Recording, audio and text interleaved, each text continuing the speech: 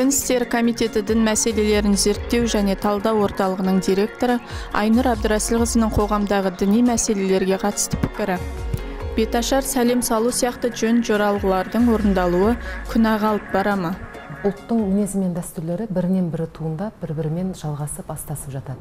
Осындай қазақтағы ізгі дәстүрлердің бірі келіннің сәлем салуы. Ол ең алдымен құрметтен, кішіліктен, ізеттіліктен туындаған. Атасына сәлем салып тұрған келін ең алдымен оған ізетін, құрметін көрсетеді. Бұл жерде оған табыну, құлшылық ету деген ниет мүлде болмайды. Ал әрбір амал ниетімен қайырылды. Яғни иннамал амал бинния деген пайғамбарымыздың хадисі бар. Сондықтан мұндай амалдың Алла тағалаға серік қосумен үш қайнаса сорпасы қосылмайтыны бесенеден белгілі. Ал енді осындай көрінеуден көмескі жасап, яғни айқын нәрсені бұлыңғырға айналдырып жүргендер, дәстүрлі емес ислам ағымын ұстанушылар, олар не осы пайғамбарымыздың хадистерінің аятын астарын дұрыс түсінбегендіктен, немесе қасағана бұрмағаландықтан осындай әдеттерге барады.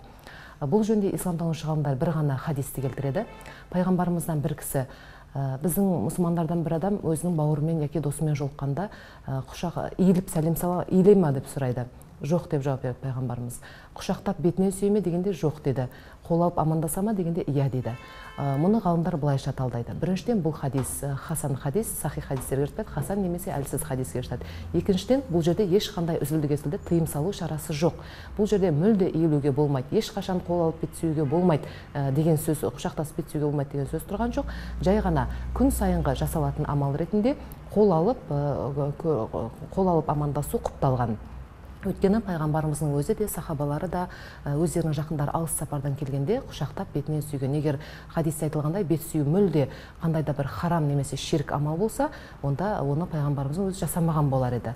Сондықтан исламтанушы ғалымдардың бір ауыздан айтқандай, бұл белгілі бір жағдайға байланысты айтылып отырған хадис, яғни адамның күн сайынғы іс-әрекет ретінде қол алып амандасу құпталып отыр. Бұл иіліп сәлем салуға, жалпы иілу деген нәрсеге қарсылық немесе харам ширк екендігін білдірмейді. Енді қазақы дәстүрге келсек, бізде тек келін ғана сәлем салмайды. Бізде кез келген адам иіледі.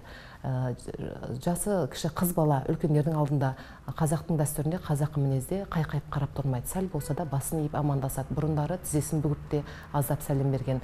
Келіннің сәлем салуы ол өз алдына бір бөлек дәстүр. Үлкен кісілерде, жас жігіттерде, үлкен кісілерде, өзінен үлкен адамдардың арасына келгенде, топқа кіргенде міндетті түрде қолын кеудесіне қойып иіліп сәлем берген. 80-дегі қария да, ақ жаулықты ана да үлкендердің алдына сәлем береді.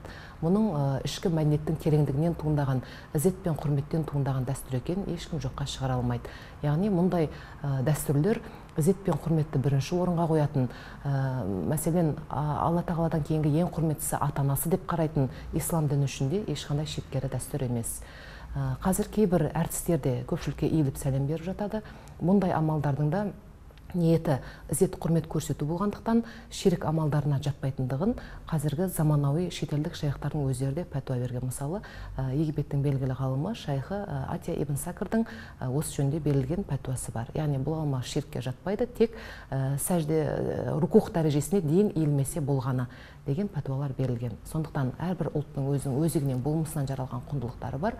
Ондай құндылықтардың ешқайсысы өзінің тазалығы жағынан да басқа жағынан ислам құндылықтарына қайшы келмейді.